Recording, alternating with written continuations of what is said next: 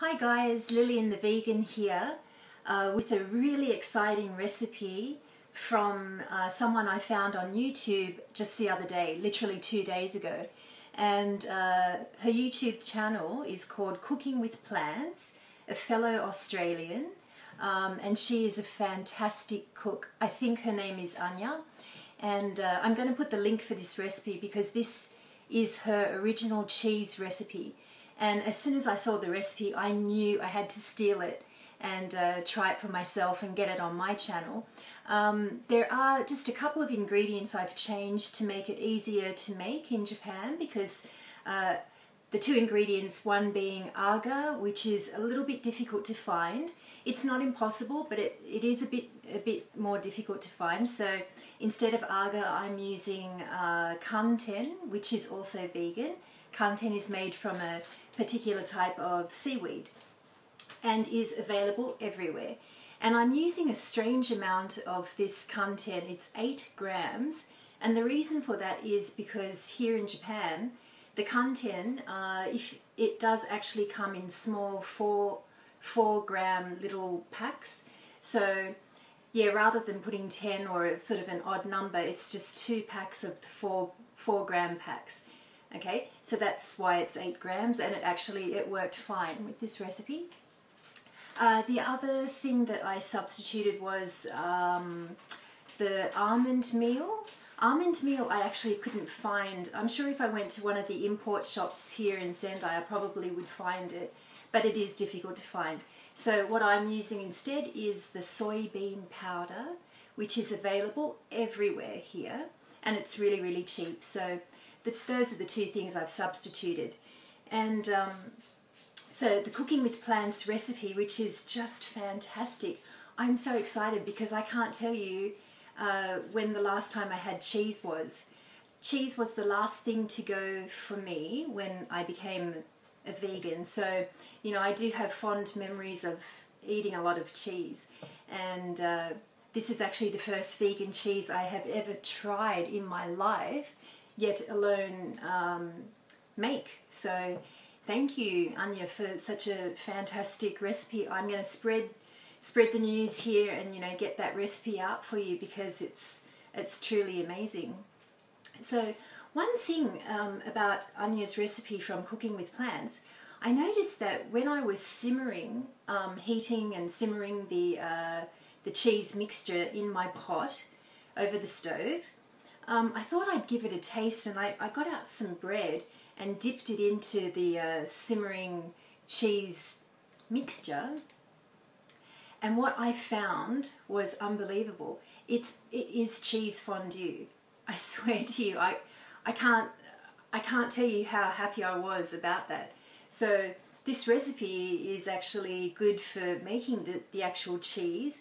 And halfway through the cooking or simmering process, just grab a ladle and do this. Get it in your little cheese fondue, you know, pot, and, you know, get some fresh bread and go for it. So yeah, I hope you like this recipe.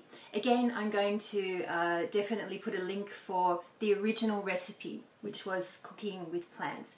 So I hope you like the recipe. Here it is, and yeah, enjoy it.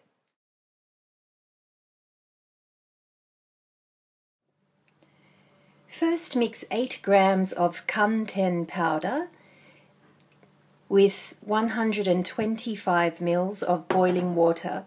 Mix and leave to rest for 10 minutes. Put all of your ingredients into the blender, starting with 400 ml of soy milk. The 8 grams of kanten and boiling water that we prepared earlier on has been sitting for 10 minutes. That's also going in.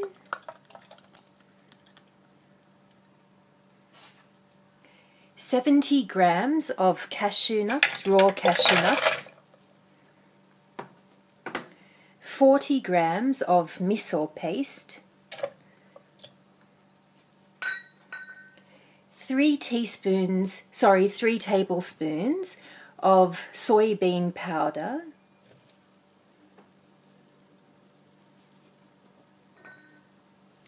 3 tablespoons of olive oil,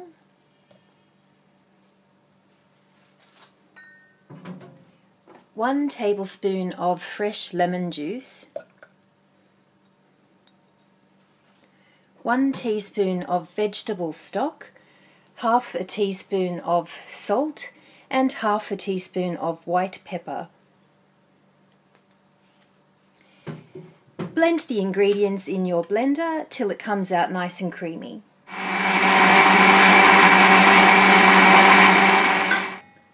Get all the ingredients into your pot and then start on a high heat until the cheese mixture heats up, and then you want to turn it down to a medium flame and keep stirring constantly. Make sure you're, as Anya from Cooking with Plants mentioned, it's best to use one of these spatulas because you can scrape the sides down as you're stirring. It will stick to the sides, so just be careful.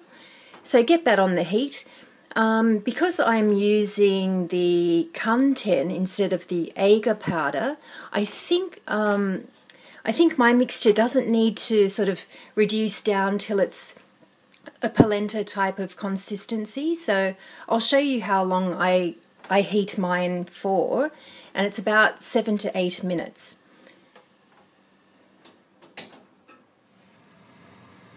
The vegan cheese has been simmering away now for 5 minutes, and it's about at this consistency, which, as you know, kind of looks like cheese fondue. And when I made this for the first time after I stole Anya's wonderful recipe, I dipped a bit of bread in just to have a taste, and I swear to you, this is bloody cheese fondue. So what I'm going to do after 5 minutes of simmering is take a nice ladle and get my cheese fondue little pot that I haven't used in God knows how long since I gave up cheese. And this is going to be another dish in itself, and yeah, I'm just going to keep it as cheese fondue. What I'm going to do is add some onion powder and garlic powder to it and get some fresh bread and like dip away.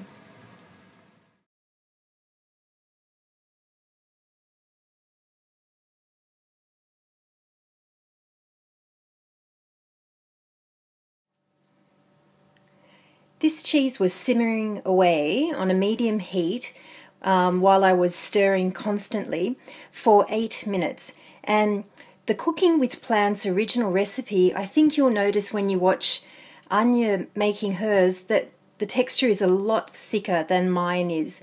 But I think because I substituted the agar powder for the Kanten, the seaweed powder, you really don't have to reduce it down as much. Okay, so this consistency is going to work.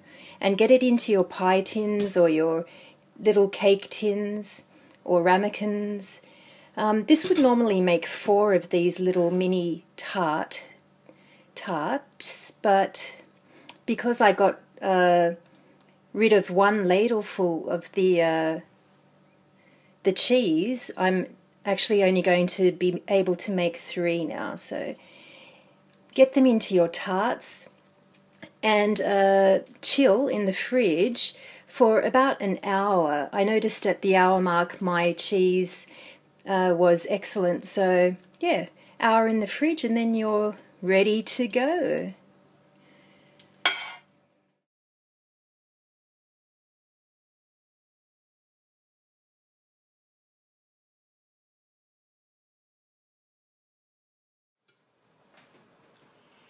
Isn't that easy? And isn't it cool that you get like the finished product, which is the hard, well, the semi-hard cheese that looks and tastes like cheese, but you also get a cheese fondue out of it. So I just want to try the cheese fondue first, and I've got some of my pumpkin focaccia, which is one of my recipes on my channel, and yeah, I'm going to dip in. I actually couldn't find matches or a lighter to heat up my beautiful little fondue pot set thing because I gave up smoking 7 months ago, and I must have just gotten rid of all my lighters. So it's cooled down a bit, but it doesn't matter. You obviously want to, have your cheese fondue really, nice and bubbly and warm. Also, I have to mention that I added just a little sprinkle of onion powder and garlic powder to the fondue. Yeah, so it's just really not much. You control this, and you add what you like the Cooking with Plants gorgeous Anya said. Add your paprika, add the herbs that you like. Yeah, it's totally up to you. This is your cheese, so yeah, do with it as you please. Right, I'm going to get into that. So, got my focaccia. Oh my god, this is this is just so delicious. I can't tell you. Anyway, itadakimasu.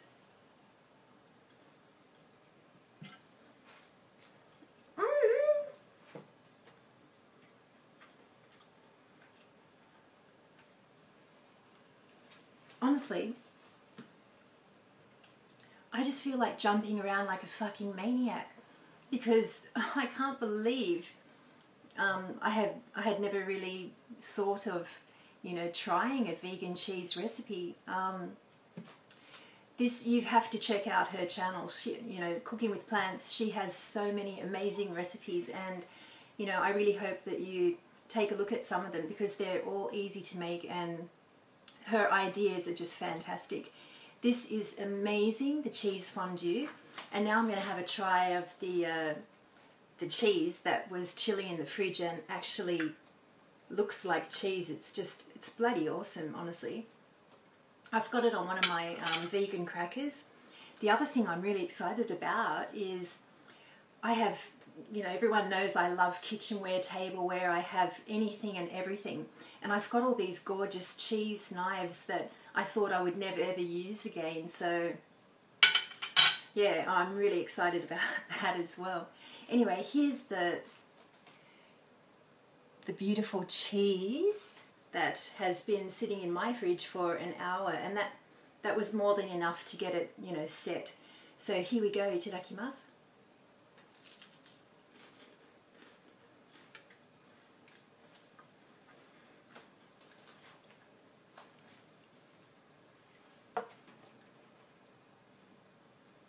I feel like I'm just repeating myself, honestly, but it is that good. You have to give credit to the Cooking with Plants, Anya, because this recipe, I tell you, I am going to get everyone to try this for sure because it's so damn good. And pears have just come into season here. And one thing I used to love when I ate cheese was always have some fresh fruit.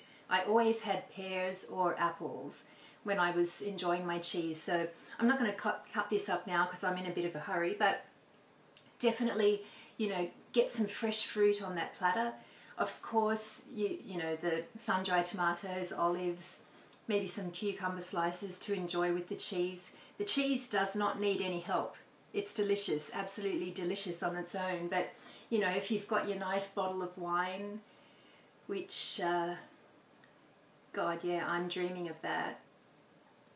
Definitely get some fresh fruit and enjoy it because, yeah, what can I say? One of the best recipes I've come across recently.